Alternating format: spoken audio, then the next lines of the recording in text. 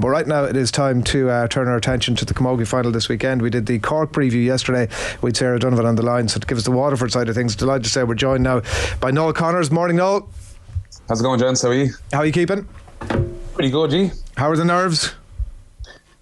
Yeah, I think quite optimistic. It's been a long time since Waterford Camogie were in the All-Ireland, so it's something to certainly look forward to. What is it, 78 years? So it's something that we're probably not used to, but something that we're definitely looking forward to. We chatted a good bit on the show last week about the buzz ahead of the football final, and the jury was kind of out as to how engaged both counties were in the lead-in, at least. What's the buzz been like down there? It's been amazing, to be fair.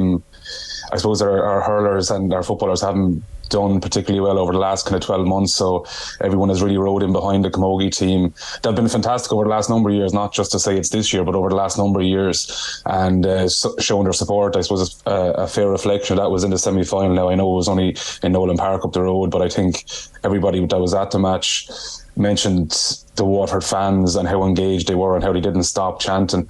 So I think that's probably a reflection of where Waterford's support is in terms of the Camogie team. What can it do as well? If you look at like the Meath ladies footballers in terms of being a bit starved on the men's side, what can it do for not the brand, but what can it do for Waterford hurling generally to get people I suppose so emotionally involved again? I think the last time I saw you playing was in 2017 in the final. Unbelievable passion that day. What can it do, I suppose, to the county generally, Noel? There's in 2017 that's kind of like an early dig at, is it? To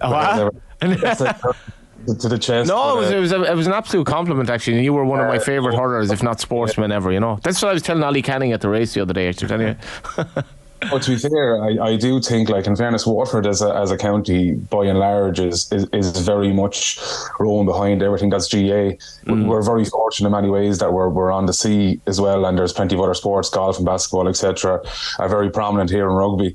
But GA is without doubt number one. So I do think that if you see success, then it breeds success. So not just necessarily if the girls are going well, it certainly has an impact on the lads as well. And I think that's really, really important. As you mentioned there, you see the significance of a Meath ladies footballers and what that's done to the county. So I do think that good showing, and even a lot of the lads rather like Boston Brick were at the match in Nolan Park as well last week. So that kind of is kind of testament to what has been done as well at underage structures in Waterford Camogie. It is inspirational as well, isn't it? If you look I can really, really attest to the young girls who want to play soccer now, in Ireland, and for a young girl who may or may not want to play Camogie, if she sees this game, Noel, on Sunday, it's this could change her life. Absolutely, and we've been very fortunate that we have the likes of Beth Carton that has probably been a star when we haven't done particularly well over the last number of years, and it's amazing to see someone like her that has been so ingrained in Waterford GA, not just within the Camogie side but also within the men's side. I remember being up at the conference every January when I was young and I was doing research, and I see young Beck Carton walking in with her father, and obviously her father is heavily involved in the GA here. I think he's the manager for Munster and trying to promote games in Munster hurling. But I remember seeing her at a very young age and just being in awe of someone that was so young but so willing, I suppose, to spend time in Croke Park when you're probably surrounded by the vast majority were males that were probably in their mid to late 60s. So that kind of gives you a snapshot of what she's all about. So it's been amazing to see the likes of herself being really the person that a lot of GA people in Waterford look up to, not just females but males, because she's been so talented but also so committed, and it shows that if you're committed, what it can actually bring. I don't believe that the optics are ever enough with these things. I don't fully subscribe to your theory. I think that the fallout of London 2012, there was supposed to be this great legacy. Absolute nonsense. Never happened. I think the optics of stuff, I think the women's team of the World Cup is a great launch pad, but all those from the people who were down there last night, the reports of all the young girls that were at it, that's brilliant. But if there is no foundation stones in place in the places that they come from, that's dead next week. There's no way to harness that. And so on that note, Noel, and I know you've done a little bit of work with the development squads down there over the last number of years, the Waterford's ability to sustain that stuff that you're talking about and to live with the Cork Galway, Kilkenny of this world over the next number of years. Is this, I'm not saying one and done because they've been thereabouts over the last few years, but are the foundations there for this to be a long-term thing with Waterford? Yeah, absolutely. I saw in the column about this yesterday. It's probably been 10, 12 years where I was asked to get involved and go in and do training sessions with underage structures within the Camogie scene. And at the time, naively, you don't necessarily think too much about it, but when you kind of reflect on it and when you're out of it yourself, you think about how amazing it is and the amount of work that's done. The likes of Eda Murphy, Sheila O'Donoghue, Joey Carton himself, the amount of work that they put in to actually kind of set a bar. Like even, I think it was last year, maybe the year before last, I was out with the under 14 team out in Carriganore in the arena, and I think they had 120, maybe 130 girls out there at a Camogie session. So what they're trying to do is place as much emphasis on trying to engage as many, I suppose, girls, but also clubs. At the moment, I think there's like 19 clubs, Camogie clubs within Waterford, and they're really trying to grow that. So what they're doing is they're been very smart and strategic about how they go about that, and trying to build a good base and hoping that they can actually bring as many of these young girls, to a level where you can compete against, the Corks, the Galways, the Kilkennys of today. And I think that's really, really important, because it's just there. It's fine getting to a final once in 78 years, but the reality is what you need sustainability, and it's something that certainly we're struggling with on the men's side is sustainability. But they seem to have done their work. They have a really good structure, but more importantly, they have really good people there to support that structure, and we're really starting to see the benefit of that. And I'm sure that the pressure of all that stuff that we're talking about will hopefully be lost on the players for the week that's in. They can think about that again down the track if they manage to get over the line. There was a couple of comments from Waterford's Keely Corbett Barry during the week saying that they've come on a lot since they lost to Cork in the semis last year. And then I read Aoife Murray as well saying that she thought that Waterford team were calm and mature, almost sort of beyond their years in the way they came back against Tipperary. There's always that cliche and all about, like, you have to get to it. You lose a final to win one. But like they've been so close over the last few years, it feels like even though they are underdogs, it is there for them to grasp it. Absolutely, and you often, and it not frustrates me, but it kind of gets me thinking. When people kind of suggest like that, there's nothing to lose, but the reality is there's everything to lose. When you're in an All-Ireland final, you want to win. When you're in semi-finals, you want to win. From watching last year's match, I think that Cork only went ahead in the last year's semi-final with like 4 minutes to go, where Waterford led the whole game, and obviously it was the substitutions of like Ashley Thompson, etc., that made that change. But in the end of it, I think it was like 10 points to 15, so it was a 10-point swing. But ironically enough, things weren't going particularly well this year in the semi-final against Tipperary. Particularly like in the first half, they really, really struggled at times, and it was down to the Tipperary pressure, their physicality, etc. But in fairness to them, they held their cool, which was very mature for a very kind of young team. When you broadly look at the profile of the squad, they were very mature. They got the goal when they needed, but in the second half, they showed an incredible amount of resilience, but also maturity to be able to stick to their game plan. And when things weren't going particularly well for some players, even the likes of seen Orla Hickey going from midfield back to full back at times, it goes to show like that these players are very well trained, they're managed. You see Sean Powers, a very good backroom team in place, and that's what you're going to need to have if you want to win the All-Ireland. Because look, we're not kind of trying to call anyone here. That Cork team, I think Sarah was on with you during the week, said have probably underperformed since 2018, but they're an incredible squad. They've 3 All-Stars on the bench that they can spring at any time.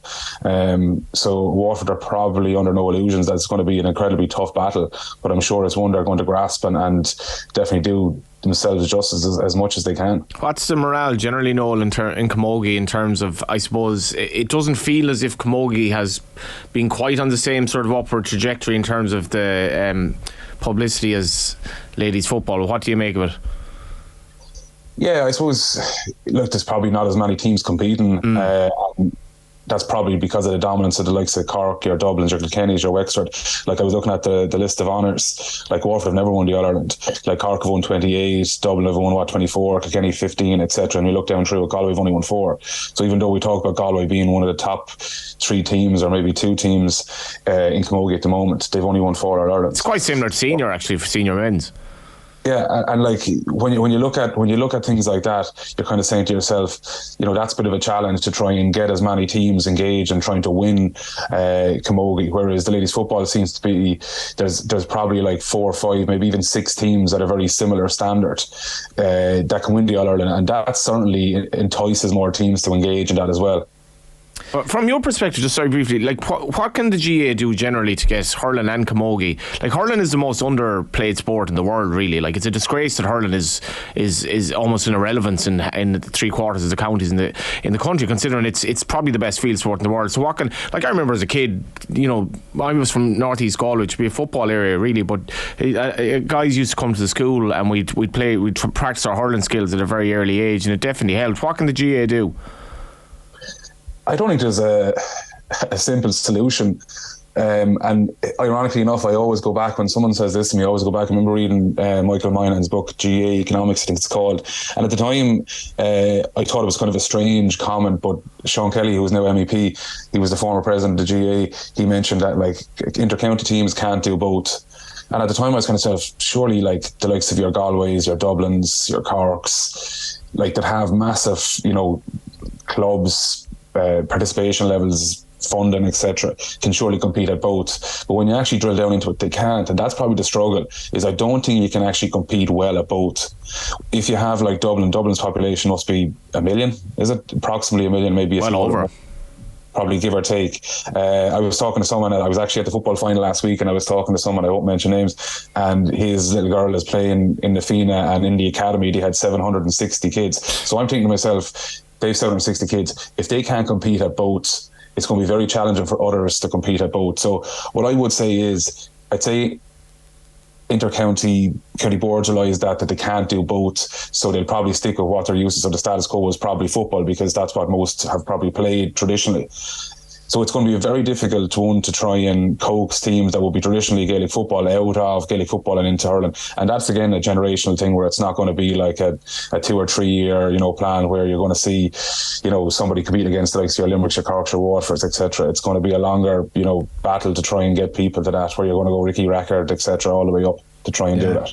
I know Liam Griffin had, we spoke to him a few months ago, God, it could even be the back end of last year, but some pretty interesting proposals to address that exact issue, to like call clubs out about having a specific commitment to playing both sports up to a certain level. Just in relation to this game particularly, I was interested to see, like we were talking about sort of Waterford obviously being underdogs there, and the hunger came up, and the Cork captain was asked about that, and she was equating the fact that Waterford have never won the title with Cork's drought of the last 5 years, which I think is a uniquely Cork outlook. Yeah, and you know what? I think that Sarah mentioned it. I think she was on the show on Wednesday, but she mentioned that this team since 2018 have underperformed, and they probably have. When you look at the calibre of players they have, bearing in mind in the last 2 years, they lost last year's final by, what was it, a point, and the previous by 3 points. So it's not as if they've been too far away. But from I suppose, the traditionalist point of view, like Cork have always been thereabouts. Obviously, that's reflective in having won, 28 titles. So, you know, that's probably like the Dublin footballers, where they're saying for the last 3 years they haven't won it. So for Dublin, for Cork Camogie, it's probably been a long period of time. So I can completely understand that from the Cork perspective, but from a Waterford perspective, wouldn't it be amazing, I suppose, what they're thinking to be the first winners of an All-Ireland title? And bearing in mind also, like if you look at it from, I suppose, you've drilled down deeper, like Tier have been very successful. Like they've won obviously the All-Ireland club. I know it's at intermediate level. 3 years ago they won the Munster obviously that same year. They won the Munster the year after. They got bet in the semi-final after the Offaly crowd that bet them in they bet in the All-Ireland previous to that, and De La Salle won their first county title last year and done really well in Munster. So I do think that that's something that's really important as well, that you're starting to see a big level of commitment, but also outside, where that also gives Waterford a bit of impetus to say, you know, we are actually competing at a really good level here. So even though that Cork feel like they've been starved since 2018, I think that Waterford feel that it wouldn't be a great thing to be the first team to win in All-Ireland. Well, a Cork person says that and actually fully believes it. Well, the rest of us can sort of from the outside look in and think, wow, that's quite the dollop of self-awareness there. Sarah Donovan, you mentioned her, and obviously she spoke a little bit about the Cork bench yesterday. Did they stick or twist in terms of some of the players that are there? You mentioned Aisling Thompson, but one of those. Number one, what's your sense of that? And I mean, I was going to ask you for a prediction after that, but I'm going to assume I know the answer to that one. Yeah, do you know what? And I was thinking about this when I was listening. It's very hard, like, for a manager to be in a situation like they have. Obviously, 3 All-Stars: Orla Cronin, obviously Ashling Thompson, and Laura Hayes, who are incredible players and have been incredible servants to Cork. If they decide to twist and go and start the 3, and they don't win, there's probably more damage than good in that sense. Because obviously this team has got them to the All-Ireland final. So I think they're probably more impactful off the bench, and we've seen that. And obviously last year, as I said, when Waterford were doing really well and they're winning by 5 points, bringing on Ashling Thompson quite literally changed the game. And even the last day against Galway, and they brought on Ashling Thompson with like 10, 15, maybe 20 minutes to go, she changed the game. She calmed things down. I remember she picked up a ball in her own full back line, and she more or less waltzed out to 3 or 4 people and just passed it to the far side of the pitch. It was up the far side and it was a score. And I suppose that's a sign of really good players, where she seems that she has a lot of time in the ball and very comfortable, and quite literally just runs through 3 or 4 players and it's up the pitch. So yeah, I would stick with what has been successful and have those in the foreign line. The score, I think it'll actually be very, very close. Over the last number of years, it's been nip and tuck between Waterford and Cork. I know Waterford beat them early on in the season. I'm going to say Waterford by a point after extra time. Oh, very specific. Well, you'll look like Nostradamus and all if that comes off, which is the benefit. And if it doesn't, we'll never hear from it again, which is the beauty of the way these things work. Absolutely. Pleasure chatting to you. Thanks a million.